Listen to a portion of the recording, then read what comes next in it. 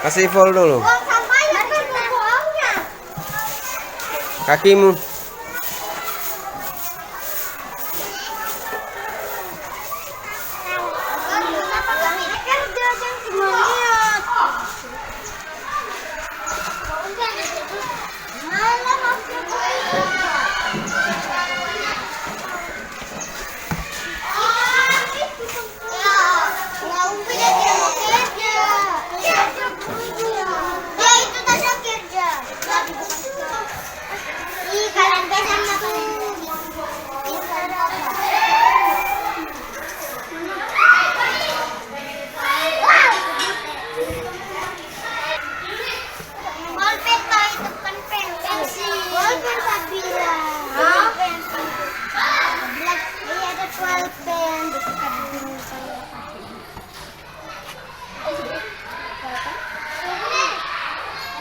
Kayak saya dapat di sini.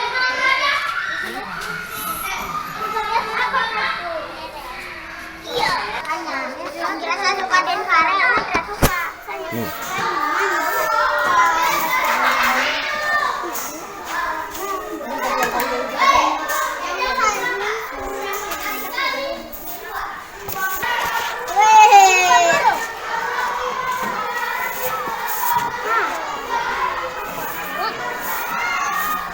Di sini, woi.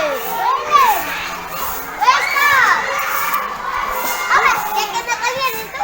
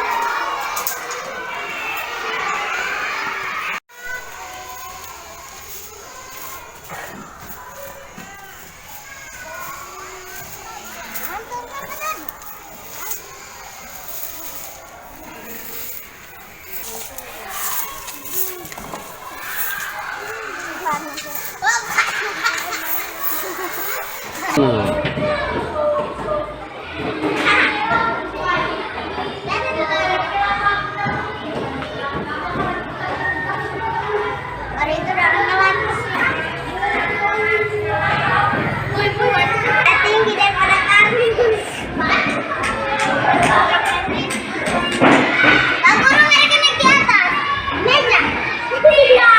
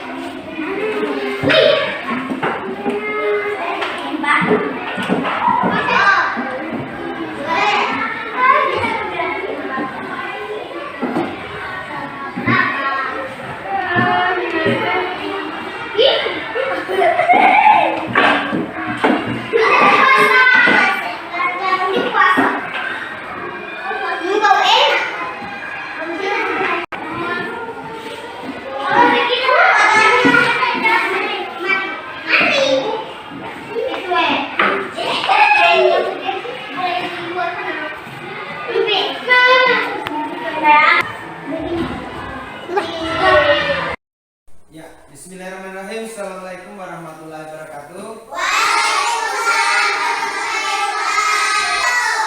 Ya, pertama-tama marilah kita senantiasa menjadikan puji syukur kehadirat Allah Subhanahu wa taala, yang dimana pada hari ini Allah Subhanahu wa taala masih memberikan kita kesehatan dan kekuatan untuk bersama-sama di tempat ini dalam rangka sebagai siswa itu untuk melaksanakan atau datang menuntut ilmu.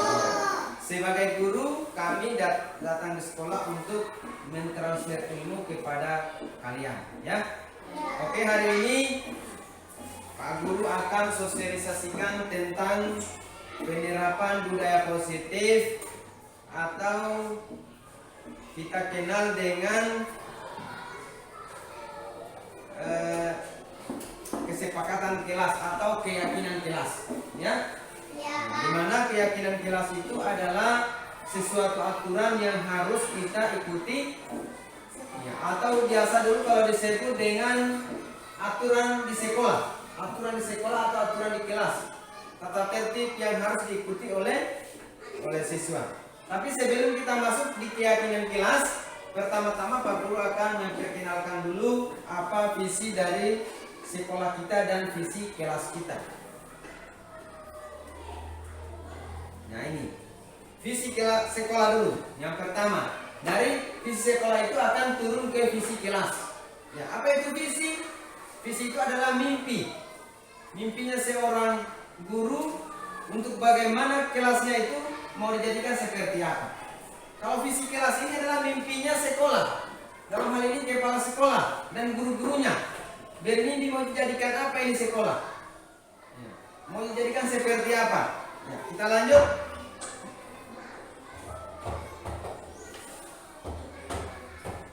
Nah, ini visinya sekolah kita. Visi sekolah kita itu adalah menjadi sekolah terpercaya di masyarakat untuk mencerdaskan bangsa dalam rangka mensukseskan wajib belajar. Ya. Jadi wajib belajar itu semua warga negara Indonesia diwajibkan untuk belajar. Jadi wajib belajar itu 9 tahun. 9 tahun dari SD. Berapa SD? Berapa tahun? 1. Berapa tahun di SD kita belajar? 6 tahun. Dari kelas 1, kelas 2, kelas 3, kelas 4, kelas 5, dan kelas 6. Setelah itu kita pindah ke mana? Kalau tamat di SD? kita pindah di SMP, sekolah menengah pertama. Berapa tahun di sana? 3 tahun. Jadi 6 tahun tambah 3 tahun sama dengan 9 tahun. Jadi semua warga negara Indonesia itu diwajibkan untuk belajar selama 9 tahun. Itu wajib. 9 tahun ini baru sekolah dasar, namanya baru dasar. Jadi kalau kita hanya tamat SD itu belum dikatakan wajib belajar ini selesai, belum. Kecuali tamat SMP baru selesai wajib belajar. Nah ini. Setelah jadi visi, ada misi. Misi itu apa? Realisasi dari visi dijadikan misi. Ya, kita lihat. Nah ini misi. Ya, jabaran dari visi. Yang pertama, menyiapkan generasi unggul yang memiliki potensi unggul. Yang memiliki potensi di bidang intak dan iptek. Apa itu intak? Ilmu apa? Iman dan takwa. Ya, intak itu iman dan takwa. Jadi siswa itu akan dibuat menjadi beriman dan bertakwa setelah mengikuti bersekolah di SD kita. Dijadikan beriman dan bertakwa. Kemudian iptek. Apa itu iptek? Ilmu dan pengetahuan. Siswa akan memiliki ilmu, memiliki pengetahuan. Maksudnya siswa itu akan pintar. Itu tujuannya dari sekolah kita. Nah, yang kedua, membentuk sumber daya manusia yang aktif, kreatif, inovatif sesuai dengan perkembangan zaman. Nah ini. Kreatif, inovatif sesuai dengan sekarang yang dicanangkan oleh pemerintah yang disebut dengan profil pelajar Pancasila. Salah satunya masuk di sini ada kreatif, inovatif. Kreatif itu apa? Kreatif itu siswa dapat membuat sesuatu, punya kreasi, ya, punya keterampilan.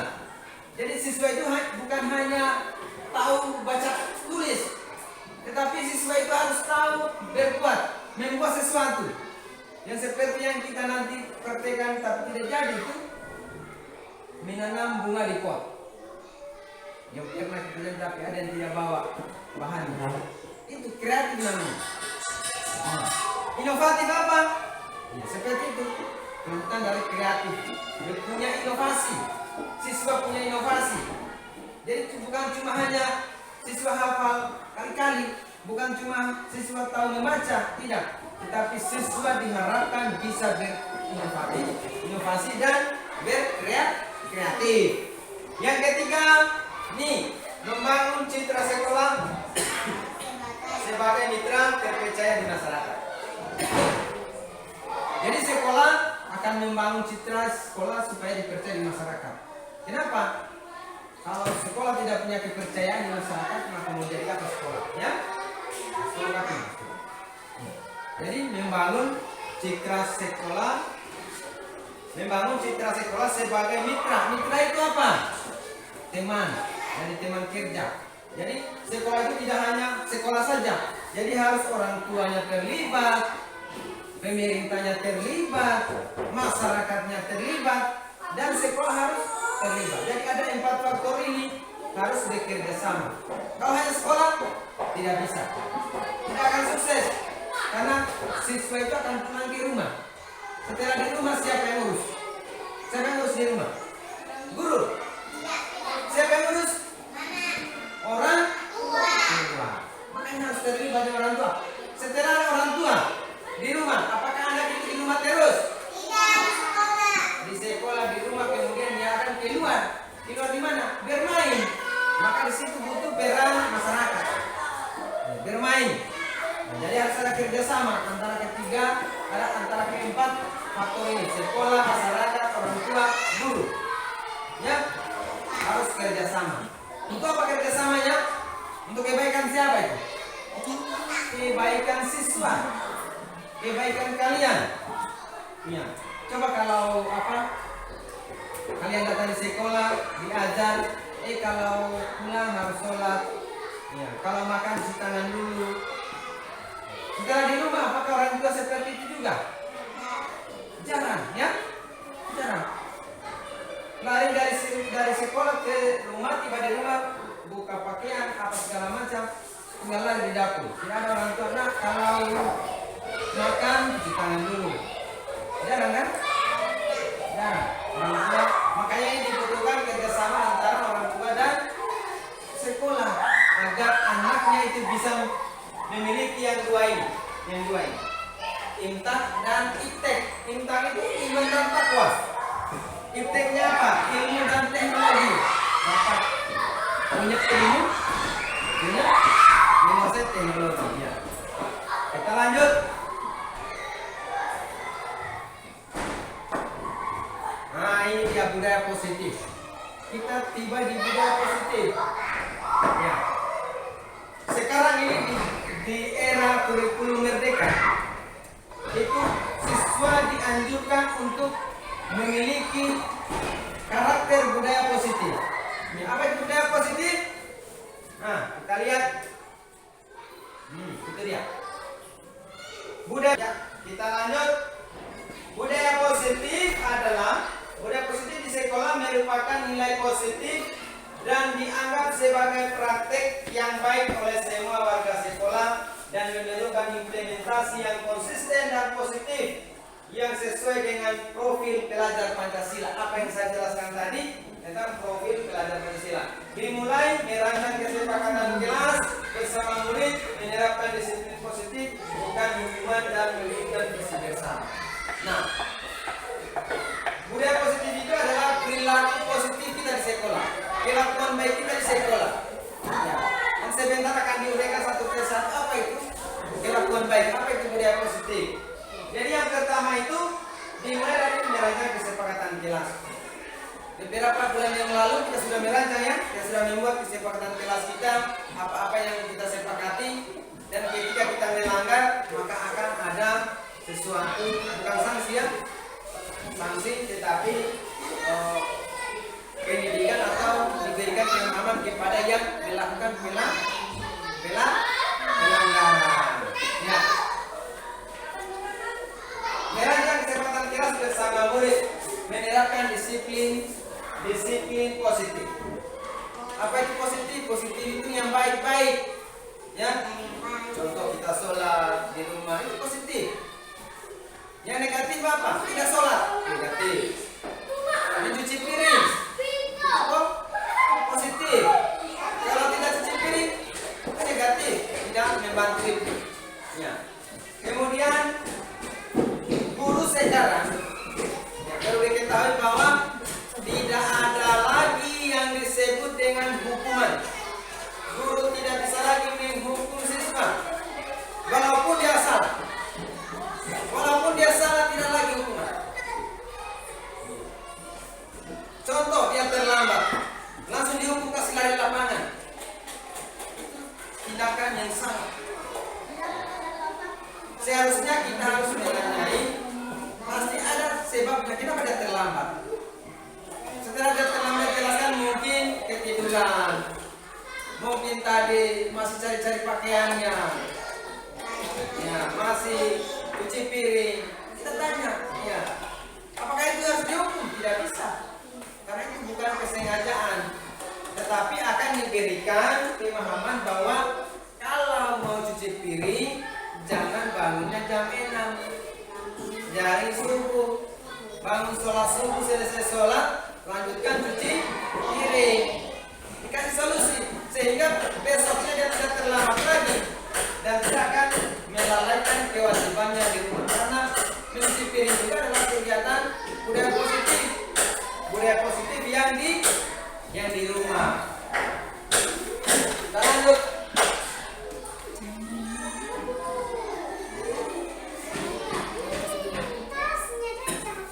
Simpan saja tasnya, itu kita suka ngurus itu. Jadi kita lanjut. Yang kedua, sehingga dengan budaya positif sekolah akan tercipta lingkungan yang aman dan nyaman, membuat peserta didik mampu berpikir, bertindak dan mencipta dengan merdeka, mandiri dan bertanggung jawab. Ya. Jadi dengan budaya positif itu kamu akan mandiri. Mandiri itu apa? Kamu bisa bekerja. Contoh, kalau kamu pergi kuliah di Bau-Bau atau di Pasar Bajo, bisa mandiri. Mandirinya apa? Sudah bisa cuci piring, sudah bisa cuci baju, sudah bisa memasak, sudah bisa tidur sendiri, sudah bisa menyapu. Itu namanya mandiri. Tapi kalau tidak pernah terapkan budaya positif di rumah, setelah kuliah, sekolah di kampungnya orang, kamu tidak bisa berbuat apa-apa. Masak nasi hangus, cuci piring banyak pica daripada yang tidak. Apalagi menyapu tidak bersih, cuci baju tidak bersih. Nah itu tujuannya. Ya, buahnya kan hangus, gosong. Tapi kalau sudah terapkan budaya positif di rumah, maka terbawa-bawa sampai kamu kuliah di rumah di kampungnya orang, sampai kamu besar nanti jadi orang positif ke kita, maka terbawa terus kebiasaan itu. Makanya ditanamkan dari masih kecil, masih anak-anak harus ada budaya positif. Kita lanjut.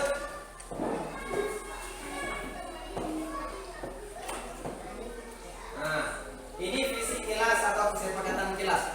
Jadi di dalam kelas itu setiap kelas punya aturan masing-masing, punya kesepakatan kelas antara murid dan guru. Apa yang mau disepakati? Tergantung dari kesepakatan kita bersama antara siswanya dengan gurunya. Kesepakatan kelas itu apa? Nah ini yang pernah kita, Pak Guru pernah jelaskan di kamu, kita pernah buat kesepakatan kelas bahwa visinya kelas kita itu adalah mewujudkan peserta didik yang religius, cerdas, inovatif, dan berakhlak mulia. Ini visinya kelas kita. Jabaran dari visi sekolah tadi. Maka kita lahirkan visi ini. Apa tujuannya? Mimpinya Pak Guru itu apa? Pak Guru bermimpi ke depan muridnya itu menjadi murid yang religius. Religius itu apa? Yang bisa melaksanakan kewajibannya sebagai umat beragama. Bisa sholat, bisa mengaji, bisa apa lagi? Sholat mengaji itu utamanya menghormati orang yang sholat. Yang kedua cerdas. Pak Guru punya cita-cita, punya hayalan ke depan bahwa siswa-siswa saya yang 10 orang ini ke depan bisa cerdas. Cerdas itu apa? Pintar. Iya. Kemudian inovatif. Kalian diharapkan untuk punya inovasi, bisa berbuat suatu keterampilan, bisa membuat suatu terobosan-terobosan yang membuat kalian berinovasi. Kemudian berakhlak mulia. Ini yang lebih penting, akhlak mulia. Akhlak mulia itu apa? Contohnya membuang sampah pada tempatnya, menghormati guru, melaksanakan, mengikuti aturan-aturan di sekolah. Nah, sebentar kita lihat sampai persatu. Ada jabarannya.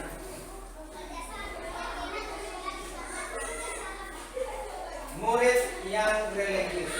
Ya.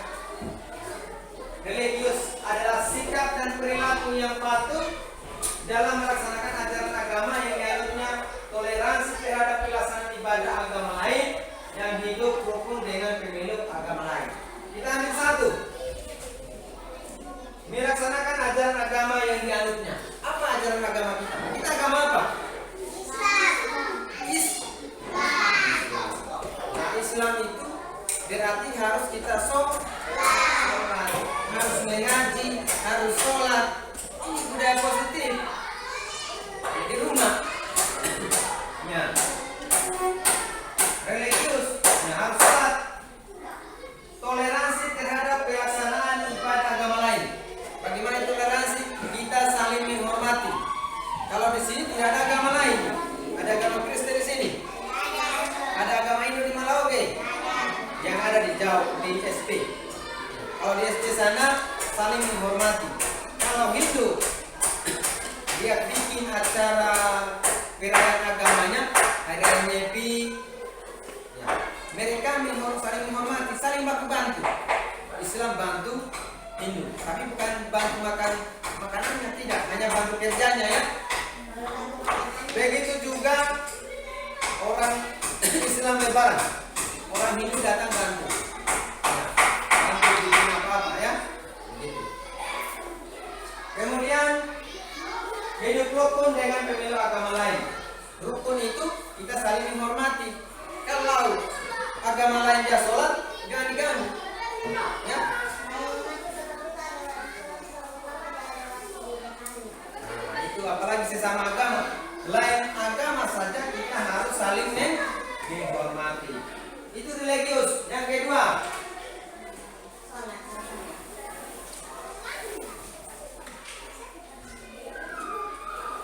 nah ini cerdas. Ada orang lagi di situ, 2 orang. Cerdas, murid yang memiliki kemampuan intelektual tinggi atau memiliki nilai tes IQ yang tinggi. Itu orang cerdas. Jadi Pak Guru punya angan-angan ke depan, murid-murid ini harus cerdas. Tidak bisa juga bodoh, harus cerdas, tetapi harus akhlak mulia pada cerdas. Ya, cerdas itu seperti itu. Kalau disuruh guru maju ke depan, selesaikan tugas seperti yang digambar, ya kerjakan. Nah, mengisi ya, kalau soal yang ada. Lanjut.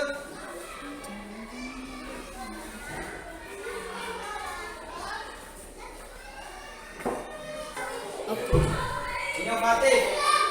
Apa itu inovatif? Hasil pengembangan, pemanfaatan, mobilisasi pengetahuan, keterampilan dan pengalaman untuk menciptakan. Nah ini, menciptakan apa memperbaiki produk, proses atau sistem yang baru yang memberikan nilai yang berarti atau secara signifikan. Nah kita ambil menciptakan. Menciptakan ini berarti membuat.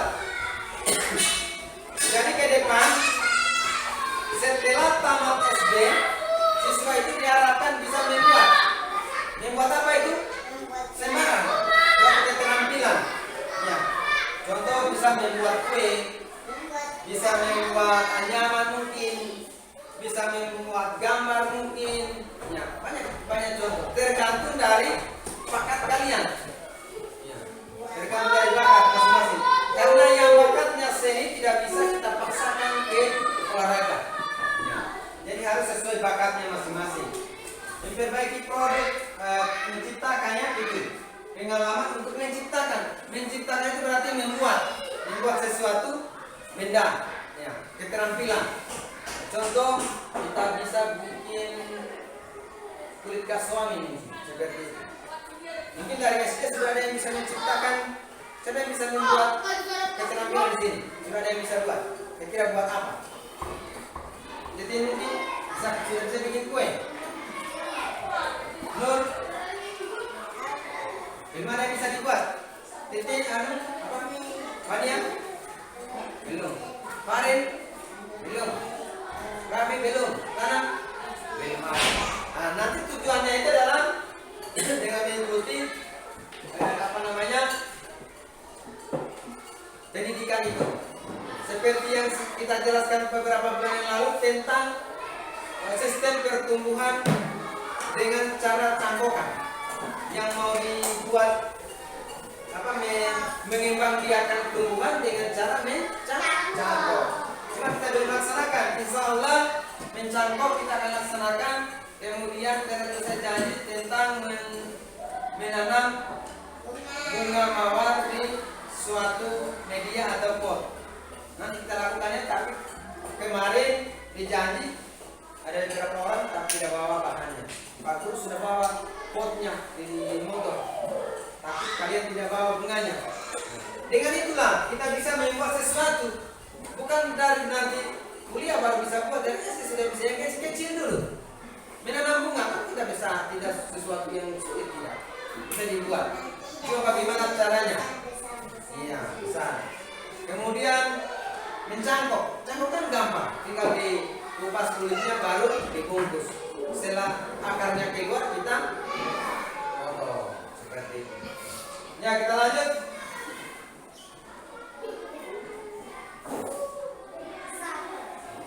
Nah ini beralat mulia. Beralat mulia satu beriman kepada malaikat, kitab Allah, Rasul,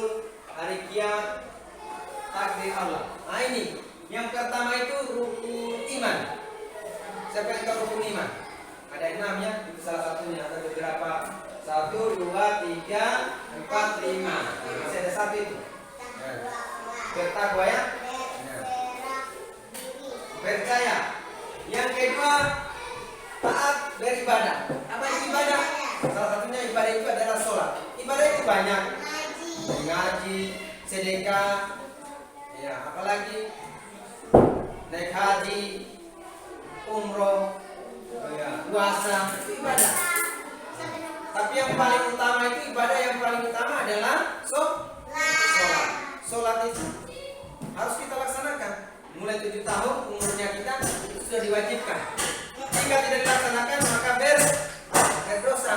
Wajib itu dilaksanakan. Jika ditinggalkan kita berdosa. Siapa di sini yang sudah sholat 5 waktu di rumah atau di masjid? Angkat tangan. Nah ini Pania ini yang sering di masjid. Sering ketemu dengan Pak Guru. Ya, perempuan itu tidak diwajibkan di masjid. Kalau yang sudah dewasa, yang sudah besar. Kalau yang anak-anak itu bisa. Ya. Tetapi tidak dilarang. Tidak diwajibkan tapi tidak dilarang sholat di masjid. Ya. Kalau anak-anak itu lebih bagus supaya langsung mengaji di sana ya. Ya. Yang ketiga selalu menepati janji. Ya ini yang penting lagi. Menepati janji. Ketika kita berjanji maka kita harus